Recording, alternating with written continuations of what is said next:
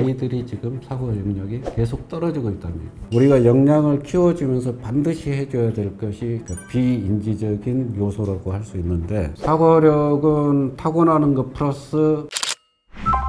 안녕하십니까. 저는 CPS 교육연구소장 박주봉입니다. 사고력에 대해서 한 20년 연구했습니다. 오늘 좋은 인사이트가 되길 바랍니다. 사고력이란 말은 굉장히 추상적이죠. 이걸 좀 더 쉽게 얘기하면 문제 해결하는 능력이다, 이렇게 보시면 될 것 같고요. 문제라고 하는 것은 우리가 학교에서 배우는 시험 문제일 수도 있고 일상에서 대하는 또는 부닥뜨리는 문제일 수도 있습니다. 어떤 문제가 됐든 간에 그거를 해결해 내는 능력인데, 그것이 해결할 수 있는 어떤 FM의 길이 있을 수도 있고 전혀 해결책이 보이지 않는 경우도 있겠죠.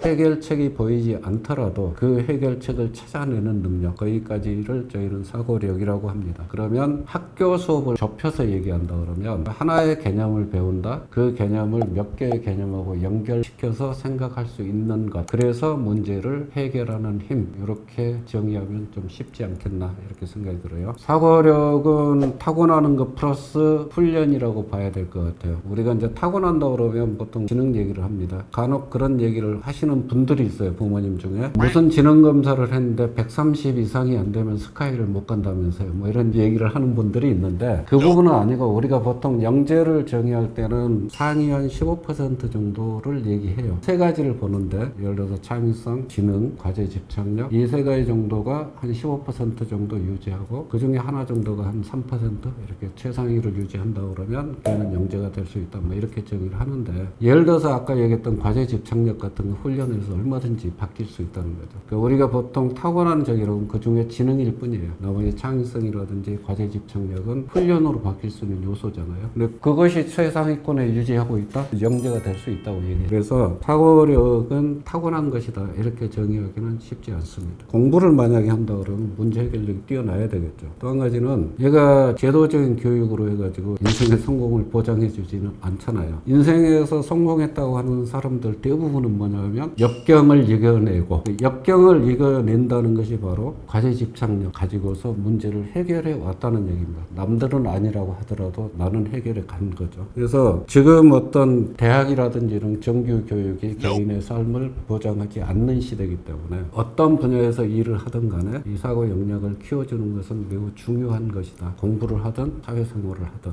근데 한 가지 지금 제가 관찰하는 바로는 사고력이 떨어지고 있다는 것이 가장 큰 문제예요. 저희가 진단 도구를 통해서 진단한 게 15년이 넘었는데요. 처음에 저희가 평균선을 맞춘 게 한 50점 조금 안 되는 선에서 맞췄어요. 근데 지금은 한 30% 정도 떨어졌습니다. 평균 점수 자체가. 그 얘기는 무슨 얘기냐면 아이들이 지금 사고 영역이 계속 떨어지고 있다는 얘기예요. 그 이유가 뭘까 측정하기는 어렵지만 그냥 추정하기에는 아이들이 너무 바쁘다. 그러니까 바쁘다 보니까 뭔가 하나를 진득하게 고민하고 생각할 시간이 없다. 과제 집착력 뭐 이런 게 길러질 시간이 없다라는 것이 첫 번째가 아닌가 싶고요. 두 번째는 뇌가 발달해 오는 어떤 생물학적인 단계하고 맞지 않게 너무나 시기를 앞당겨서 아이들한테 교육을 시킨다. 조기 교육이라고 하는 것이 굉장히 중요한 부분도 있지만 조기 교육으로 효과적인 게 있고 효과적이지 않은 것도 있다라는 거죠. 그런 부분들이 지금 판단이 안 되고 너무나도 일찍부터 뭘 하면 되지 않겠냐. 그래서 뭐 5살 되는 애한테 연산을 시킨다든지 이런 문제가 발생하지 않나. 그래서 초등학교 1, 2학년만 돼도 상당히 많은 아이들이 좀 심한 얘기로 하면은 전혀 생각을 하기 싫어하는 아이로 바뀌어 있다라는 거죠. 논리적으로 생각하는 거를 생각한다고 그러는데 논리적인 판단을 할 수 있는 연령이 대체적으로 한 7, 8세라고 그래요. 생물학적인 뇌로 만들어지는 게. 그러니까 그 전에는 시각적인 정보를 처리하는 것이 훨씬 많죠. 시각과 청각, 오감을 통해서 처리하는 것들이. 근데 그 시간에 방 안에 앉혀놓고 교실 안에 앉혀놓고 계속 뭔가 문제를 풀고 글자를 읽히게 한다. 그게 왜곡이 될 수 있다는 얘기예요. 뇌가 왜곡이 된다는 얘기는 원래 가지고 있던 사고 역량을 떨어뜨린 거 같은 얘기예요. 왜? 원래 가지고 있던 자기 기능을 못하고 엉뚱한 것을 하게 되니까. 그런 부분에 대해서 좀 유념을 해줬으면 좋겠다. 그것이 심각하다고 보고 있어요. 이 부분을 좀 바꿔줄 필요가 있겠다. 사고력 훈련은 꼭 필요하다, 이렇게 봅니다. 저희가 진단해보면 초등학교 1학년인데 4학년 수준의 사고를 하는 애들이 있어요. 그 아이들 엄마한테 물어보면 아무것도 시킨 게 없대요. 아이가 커오는 그 상태로 잡아줬고, 인위적인 학습을 많이 하지 않은 아이들은 상당히 많은 부분 보전이 되는 게 있더라. 물론 이것에 대해서 반론은 많을 테니까 저는 그것을 꼭 옳다고 주장하지는 않겠지만은, 중요한 거는 사고력은 누구나 타고난다, 유전적으로. 근데 그 부분을 후천적으로 망가뜨리는 경우도 굉장히 많다라는 거, 이 부분은 좀 유념을 해야 될 것 같습니다. 가장 심플하게 제가 아이들을 통해서 관찰하는 건 뭐냐면, 생각의 길이가 짧습니다. 소위 말해서 복잡한 문제일수록 생각의 과정이 길 수밖에 없고요. 그 긴 과정을 견뎌낼 수 있느냐 못하느냐, 이 차이예요. 그래서 보통은 문제를 보는 순간 아이들이 판단해, 이건 내가 풀 수 있다 없다. 풀 수 없네, 그럼 풀 수 없어요 라고 하는 것이 사고력이 낮은 애고, 풀 수 있는지 없는지 모르겠지만 일단 한번 풀어볼게요 라고 하는 애가 사고력이 높은 애다. 그러니까 사고력은 아까 문제 해결력이라고 그랬고요. 그거는 앞에서 얘기했던 공부머리에서 역량에 해당되는 부분이에요. 근데 역량만 가지고 공부를 잘하는 것은 아니라고 그랬잖아요. 사고력이 높다라고 하는 역량에 대한 훈련이고, 우리가 역량을 키워주면서 반드시 해줘야 될 것이 태도에 관한 부분이에요. 그러니까 비인지적인 요소라고 할 수 있는데, 회복력, 자기 자신을 자존감을 가지고 긍정하는 마인드 또는 과제 집착력, 이런 것들을 갖추고 그것이 몸에 배도록 하면 자연스럽게 사실은 역량에 관한 훈련을 견디게 됩니다. 그래서 태도가 만들어지지 않으면 역량을 바꾸기 굉장히 힘들어요. 둘은 병행이 돼야 된다 이렇게 보여지고, 공부머리가 높은 아이들하고 사고력이 높은 아이들은 거의 일치하고 있다 이렇게 보시면 될 것 같아요. 학습 능력은 우리가 흔히 말하는 지능에서 논리 영역, 소리 영역, 언어, 공간, 관찰, 변별, 이런 것들이 고르게 성장한다는 거고, 그거를 고르게 활용을 해서 어떤 문제를 해결하는 능력을 가지고 있다는 것이 학습 역량에 관한 부분이고, 학습 능력이 떨어진다 그러면 질문이 구체적이지 않습니다. 그리고 설명을 하라고 했을 때 설명이 앞뒤가 안 맞아요. 명료하지를 않아요. 그 다음에 다른 아이가 설명을 할 때 그것을 이해하지를 못합니다. 그러니까 자기 얘기만 하는 거죠. 이런 부분들이 우리가 학습 역량이 좀 떨어진다 이렇게 보여지고, 태도는 아까 얘기했던 자기 문제하고 과제 집착력이에요. 근데 앞에 부분, 그 영역별로 고르게 발전을 시키면서 걔네들이 서로 협업을 하게 만든다. 이 부분이 소위 말해서 역량 훈련에 관한 부분이에요. 태도 측면에서 봤을 때 남의 얘기를 진지하게 듣는다 또는 선생님의 얘기를 진지하게 듣는다, 이 차이가 굉장히 큽니다. 이걸 우리는 성실성이라고 해야 될 수도 있는데, 모든 상황에 대해서 진지하게 받아들인다라는 것이 하나 있고, 또 한 가지는 도전하느냐 하지 않느냐. 도전은 해야 됩니다. 그 부분이 문제입니다. 또 한 가지는 남 대신 내가 한번 해보고자 하는, 시도하려는 욕구, 이것이 굉장히 중요합니다. 이 부분은 사실은 부모들이 하기에는 쉽지 않을 거고, 요게 이제 전문 교육기관들이 하는 게 좋을 것이다 이렇게 보여지고 있습니다. 저희가 아이 사고력을 진단하는 것은 두 가지 관점으로 봐요. 지능은 요새는 가중지능이 어느 정도 공식적으로 인정을 받고 있고요. 가중지능에서 인지적인 요소도 있고 비인지적인 요소도 있습니다. 대인관계 지능이라든지 개인이해 지능, 이런 것들은 비인지적인 요소라고 본다면, 논리지능, 수리지능, 언어지능이라든지 이런 것들은 인지적인 지능에 가깝죠. 그래서 저희가 체크를 하는 거는 인지적인 지능을 체크를 합니다. 그리고 두 번째는 저희가 문제를 낼 때는 하나의 지능만 체크하는 게 아니라 이것들이 결합된 문제를 줘요. 그래서 서로 하나의 문제를 했는데 이 지능도 필요하고 이 지능도 필요하고 이 지능도 필요하고 협업이 됐을 때 얘가 이걸 해결했느냐 못하느냐에 따라서 어떤 부분은 좀 잘 쓰는데 어떤 부분은 잘 쓰지 못하는구나, 이런 판단을 하죠. 그래서 그거에 대한 훈련 준비를 시켜주는 것이 진단 검사입니다. 또 한 가지는 전체적으로 얘가 가지고 있는 역량이 어느 정도냐. 우리가 지능을 할 때는 항상 상대적인 비교입니다. 절대적인 지능이라는 건 없어요. 이 상대적인 비교를 통해서 한 50% 정도 나온다, 중간선이다 그러면은 학교에서 자기가 배우는 것을 이해하는 정도까지는 될 거예요. 그런데 다른 영역과 섞어서 문제를 해결을 좀 심화된 것들에서는 어려움을 겪을 것이고, 60-70% 정도가 나온다. 5학년이다 그러면 3학년, 4학년을 체크해 봐야 돼요. 그 앞 단계를. 그런데 10% 이렇게 나온다 그러면 그 아이는 사실은 선행으로 나가도 걔는 충분히 해 나갑니다. 아예 이런 것들을 좀 보면서 얘가 기본적으로 문제를 해결하는 역량이 어느 정도인가, 이 두 가지를 같이 보면서 훈련을 시키도록 그렇게 진단검사가 구성되어 있습니다. 어떤 레벨에 따라서도 아이한테 주어지는 문제가 달라질 수 있고요. 또는 그 아이가 갖는 강약 영역이 어떤 아이는 논리가 강한데 공간이 약하다든지 어떤 은 직관적이고 이런 아이인데 언어만 가면 떨어진다든지 이런 게 다를 수 있기 때문에 그거에 맞춰서 트레이닝하는 프로그램을 넣는다. 이게 다른 점이고 한 3만 명 이상 이제 진단을 해보다 보니까 지금은 어느 정도 안정화되어 있는 상태, 거의 애들을 예측을 할 수 있는 그런 상태까지는 돼 있는 것 같다. 사고력을 높이는 훈련법은 사실은 공부머리하고 사고력은 어느 정도 일치한다고 그랬죠. 훈련법도 일치를 합니다. 근데 훈련법에서 굉장히 조심해야 될 것이 방금 얘기했던 아이들마다 강약점이 있고 현재의 수준이 있고 하기 때문에 내 아이의 나이가 몇 살이니까 이 정도는 해야 되겠지. 보통 이제 시중에서 나오면 그런 얘기예요. 4학년 정도면 이제 좀 선행으로 달려야 되지 않나? 그렇게 판단하지 말고 현재의 아이의 상태에 따라서 적절하게 좀 맞춰줬으면 좋겠다. 그거는 아까 공부 머리 훈련법에서 얘기했던 것처럼 역량을 강화시키는 부분, 태도를 강화시키는 부분을 병행하되 아이의 수준에 맞춰서 해줬으면 좋겠다. 이게 이제 제가 추천하고 싶은 거예요.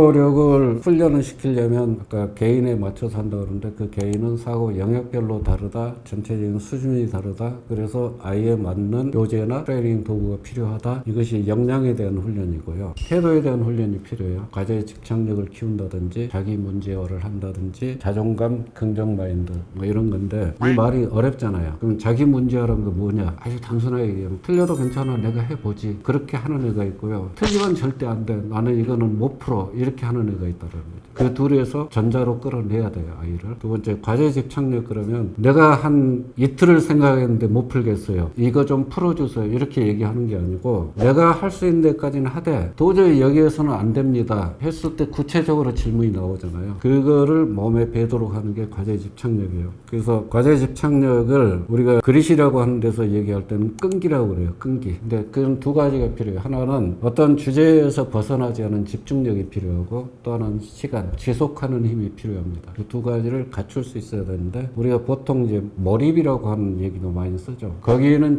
집중하면서 벗어나지 않도록 시간을 끄는 거예요. 자, 그러면 이때 한 자리에서 한 시간을 끌어야 됩니까? 아니면은 쪼개서 끌 수가 있습니까? 이거잖아요. 우리가 이제 보통 얘기할 때는 자기의 한계치까지 끌어올려라. 그런데도 안 된다. 그럼 스톱해라. 포모도로라고 하는 그 기법 들어보셨죠? 25분 동안 집중하다가 풀어줘라 하는 게 그 내 해결이 안 되면 얘는 계속 똑같은 방향에서 보고자 하는 그것을 벗어나지를 못해요. 그래서 풀어줄 필요가 있어요. 그리고 오늘 안 하고 내일 모레 다시 해도 된다. 근데 그것이 해결이 될 때까지 끊임없이 자기 머릿속에 그걸 가지고 있는 것. 그게 우리가 과제 집착력이라고 그래요. 이 부분을 키워줘야 되고 긍정 마인드. 못 풀었네? 지금은 못 풀 수 있지. 근데 아마 풀게 되겠지. 이렇게 긍정할 수 있는 것. 못 푸네? 나는 바본가? 이렇게 네거티브에 가는 게 아닌 것. 요거를 이제 훈련을 시켜주는 것이 사고력을 높이는 데는 대단히 중요합니다. 이제 가장 말랑말랑하고 가소성이 빠른 시기가 초등 시기라고 하는데 자, 그럼 초등 시기는 모든 시기를 다 통해서 이때를 국어, 영어, 수학 뭐 다 같이 시키는 것이 맞냐? 뭐 이런 부분에 대한 가이드를 저희는 나름대로 경험적으로 이제 가지고 있는 게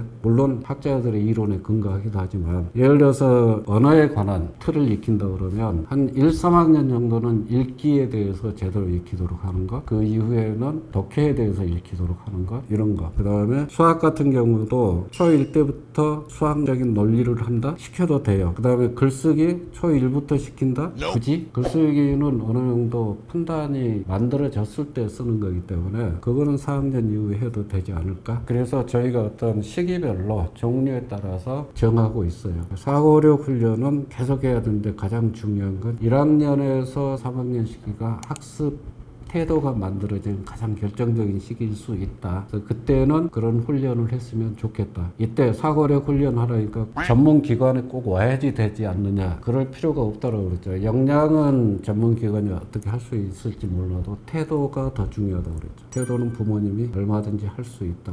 이렇게 생각하시면 되겠어요. 견디지를 못해요. 이렇게 생각해 보시면 됩니다. 나는 그림으로 되어 있는 거를 관찰해서 뭔가를 견별해낸다. 이 부분이 약해. 근데 그 문제를 딱 주면은 아이한테는 캄캄하거든요. 또는 논리적인 어떤 사고 체계가 아직 형성이 덜 돼 있어. 그랬을 때 수리적인 걸 준다든지 언어에서도 언어 논리가 탄탄한 걸 준다든지 하면은 무슨 말인지 몰라요. 그때 너무 힘들잖아요. 그러면 두 가지 반응이 나와요. 하나는 치워버리는 거예요. 하나는 그래도 해보겠다 하는 경우. 이 예에서 한번 예를 들으면 옛날에 2학년짜리 애였는데 무려 5번을 울었어요. 힘들다고. 그런데 애가 중요한 거는 포기하진 않았다는 거예요. 그냥 하겠다고 한 거죠. 지금 그 친구가 중학교 2학년 그리고 지금 현재 상태는 전교에서 이 손가락 안에 꽂고 있다는 거예요. 그래서 그럼 그 친구는 어느 정도인데 저 아랫단에 있었어요. 그게 아이들이 훈련을 할 때 가장 힘든 거는 견디지를 못하는 건데 그 견디는 힘을 만들어주는 거는 태도입니다. 태도.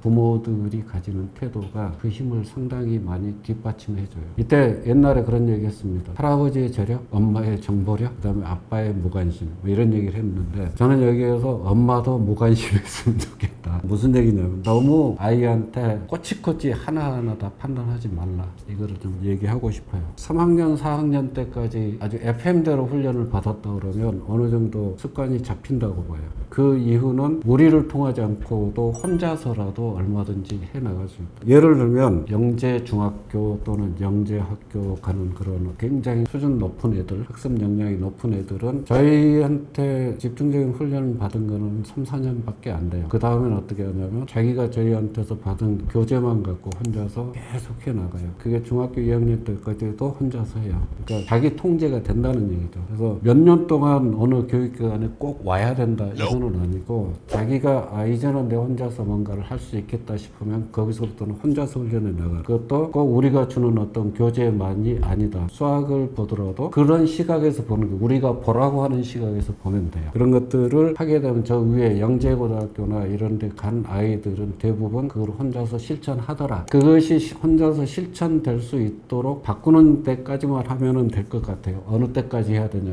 그 정도까지만. 그런데 그 차이는 아이들마다 굉장히 큽니다. 어떤 아이는 6개월, 1년에도 그거를 몸에 체득하는 아이도 있고 또는 몇 년 걸려야 되는 애도 있어요. 어쩔 수가 없습니다. 거기까지 해줬으면 좋겠고, 아까 2학년 사례 얘기한 애가 지금 걔는 2학년 때부터 시작해서 중학교 1학년까지 했으니까 몇 년을 했어요? 6년 했죠. 근데 걔는 스스로 그거를 바꾸는데 쉽지 않은 점. 왜? 2학년 때 워낙 낮았기 때문에. 그래서 그 친구 같은 경우는 거의 6년 끝날 때까지 꼬박 얘기를 다니면서 같이 작업을 했어요. 그러니까 몸에 어느 정도 장착이 되더라. 그래서 그 차이는 개인마다 좀 많이 다를 수 있다.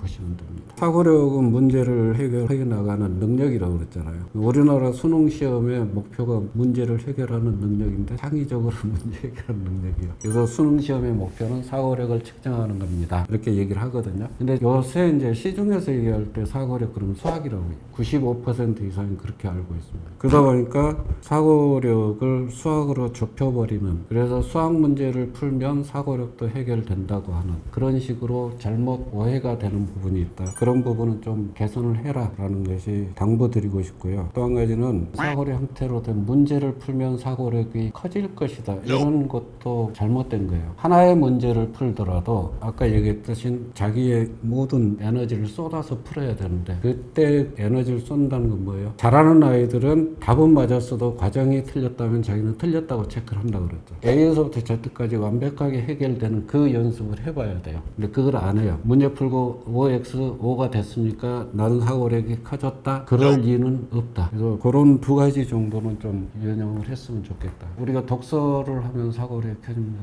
맞잖아요. 수학을 하면 사고력이 커집니다. 그것도 맞아요. 그래서 어떤 과목을 해서 사고력이 커지는 게 아니고 또는 사고력은 어떤 특정 분야가 아니고 어떤 분야에 있든 간에 어떤 문제를 해결해 나가는 힘, 이렇게 이해한다면 좀 더 폭넓은 개념에서 이해할 수 있지 않을까 이렇게 생각됩니다. 저는 엄마들한테 이런 얘기를 한번 한 적이 있어요. 굉장히 저희가 진단했을 때 낮게 나왔어요. 근데 이 친구는 수학이 됐든 국어가 됐든 뭔가 교과에서 스스로 수행하기 상당히 어려울 것 같아요. 일단은 사고 훈련만 합시다. 두 가지 역량과 태도 이 부분을 합시다. 한 3개월에서 4개월 정도 이것만 한 뒤에 수학을 주든지 이렇게 합시다. 그렇게 얘기하는데 상담하는 순간은 예 그래요. 근데 돌아가면 일주일에 3번씩 학원에 보내고 또 영어 학원도 5번 보내고 이 정신이 없어요 얘가. 근데 엄마는 안 다닌다 된다고 그래요. 아이는 거짓말 안 하거든. 너 왜 이게 지금 너가 해 오기로 한 건데 전혀 안 됐네. 왜 그래? 바빠서요. 너 엄마가 아무것도 안 시킨다는데 저 이것도 하고요. 이것도 하고 이것도. 제가 봤을 때 아이들이 시간과 여유를 좀 줘라. 그러니까 사고력은 생각하는 거잖아요. 생각이라는 것이 인스턴트처럼 순간적으로 나오는 게 아니잖아요. 그렇다고 그러면 시간을 줘야지 되는 거죠.